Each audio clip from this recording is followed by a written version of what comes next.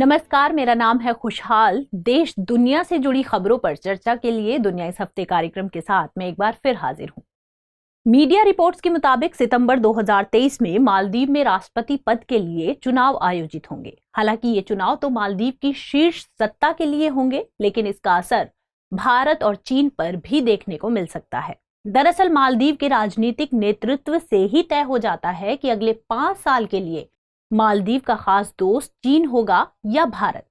जहां एक तरफ हिंद महासागर में मालदीव की रणनीतिक अवस्थिति भारत के आंतरिक और बाह्य संबंधों के लिहाज से अत्यंत महत्वपूर्ण है, वहीं दूसरी तरफ भारत को घेरने वाली चीन की स्ट्रिंग ऑफ पर्ल्स नीति के तहत भी मालदीव एक महत्वपूर्ण बिंदु है।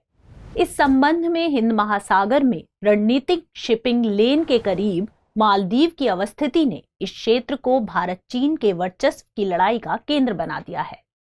इस संबंध में भारत और चीन दोनों के लिए मालदीव का चुनाव के बाद का नेतृत्व मायने रखने वाला है, लेकिन उससे पहले ही मालदीव में राजनीतिक सरगर्मी तेज हो गई है।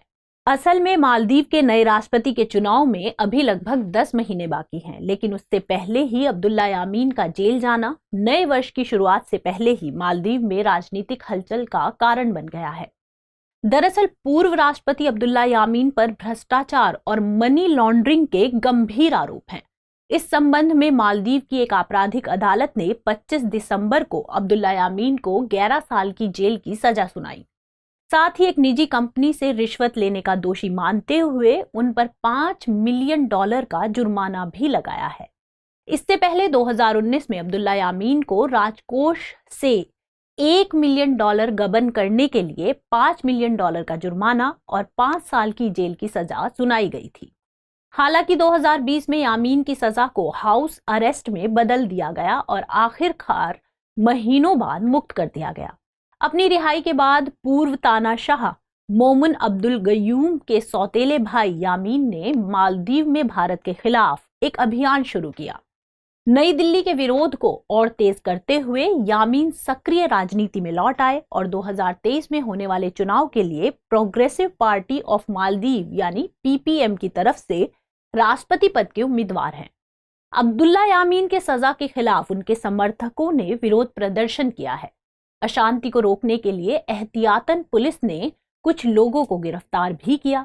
इस संबंध में मालदीव के पूर्व उपराष्ट्रपति और अब्दुल्ला यामीन की कानूनी टीम के हेड मोहम्मद जमील अहमद ने कहा है कि बिना किसी देरी के वे इस फैसले के खिलाफ ऊपरी कोर्ट में अपील करेंगे। अगर आपको याद हो तो 2013 से 2018 के दौरान यामीन प्रशासन के सत्ता में रहते भारत मालदीव के संबंध काफी बिगड़ गए थे। दरअसल यामीन ने रणनीतिक रूप से महत्वपूर्ण लामू और अड्डू अटॉल से भारत को अपने दोनों हेलीकॉप्टर्स को हटाने का अल्टीमेटम दे दिया। इस संबंध में माले और नई दिल्ली के बीच तनाव बढ़ गया। साथ ही यामीन के चीन प्रेम ने नई दिल्ली को आशंकित कर दिया था। हालांकि सितंबर 2018 में इब्राहिम मोहम्मद सोलिह के राष्ट्रपति बनने के बाद उनकी सरकार ने दोनों देशों के बीच संबंधों को मजबूत करने में दिलचस्पी दिखाई। सोली ने न सिर्फ इंडिया फर्स्ट विदेश नीति की घोषणा की, बल्कि उसे जमीन पर उतारने की भी कोशिश की है। गौरतलब है कि भारत मालदीव रिश्ते के नजरिए से पिछले 4 साल काफी गर्मजोशी भरे रहे हैं। इस बीच नई दिल्ली और माले ने न केवल विभिन्न क्षेत्रों से संबंधित कई परियोजनाओं और संधियों पर हस्ताक्षर किए, बल्कि मालदीव में चीन के विस्तार को भी रोका है। लेकिन अब्दुल्ला यामीन के नेतृत्व में इंडिया आउट जैसे भारत के खिलाफ प्रदर्शन और चीन के साथ नजदीकी ने भारत की चिंता भी बढ़ाई है। ऐसे में 2 सवाल अहम हैं। एक ये कि भारत के नजरिए से मालदीव में राष्ट्रपति चुनाव के क्या मायने हैं। दूसरा ये कि दक्षिण एशिया में चीन के प्रभाव को रोकने के लिए मालदीव भारत के लिए कितना अहम है।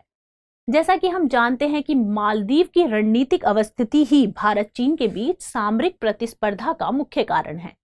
यही वजह है कि दोनों देश मालदीव के साथ हमेशा ही सहयोग के लिए तत्पर रहते हैं। असल में मालदीव की राजनीतिक पार्टियां चीन भारत सहयोग और विरोध को लेकर ही राजनीति करते हैं। दूसरी तरफ भारत और चीन भी मालदीव की राजनीति को अपने पक्ष में प्रभावित करने की कोशिश करते हैं।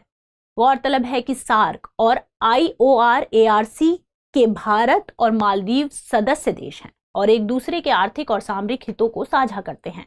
लेकिन चीन मालदीव में अपना प्रभाव जमाना चाहता है। वो अपने खास दोस्त पाकिस्तान और आर्थिक रूप से कमजोर श्रीलंका और दूसरे देशों के जरिए दक्षिण एशिया में अपने प्रभाव का विस्तार कर रहा है, और यह भारत की क्षेत्रीय अखंडता के लिहाज से कतई ठीक नहीं है। चिंता इस बात की है कि चीन की नजर उन देशों पर भी है जो उसका पड़ोसी ना होकर सिर्फ भारत के पड़ोसी हैं।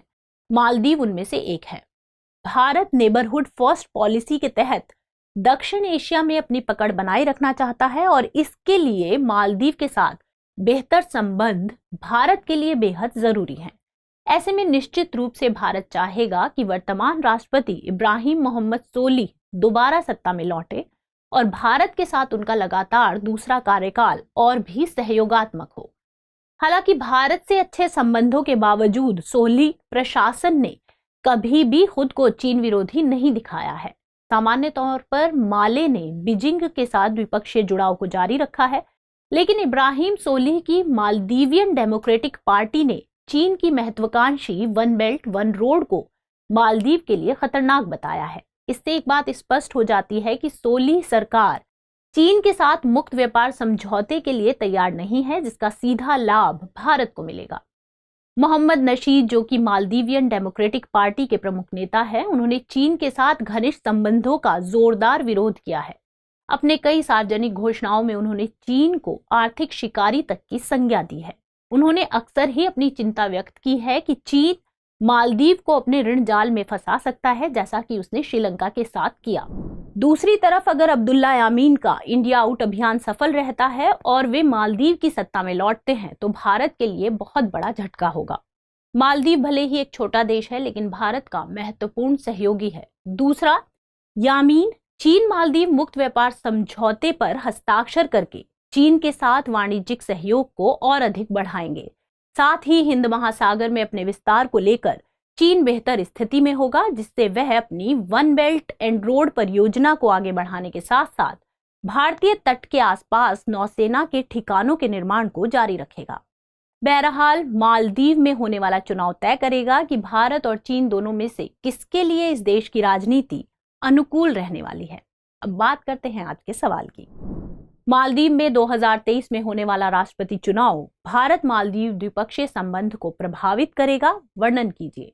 तो आज के एपिसोड में इतना ही। हमें कमेंट बॉक्स में अपनी राय जरूर भेजें। मिलते हैं अगले एपिसोड।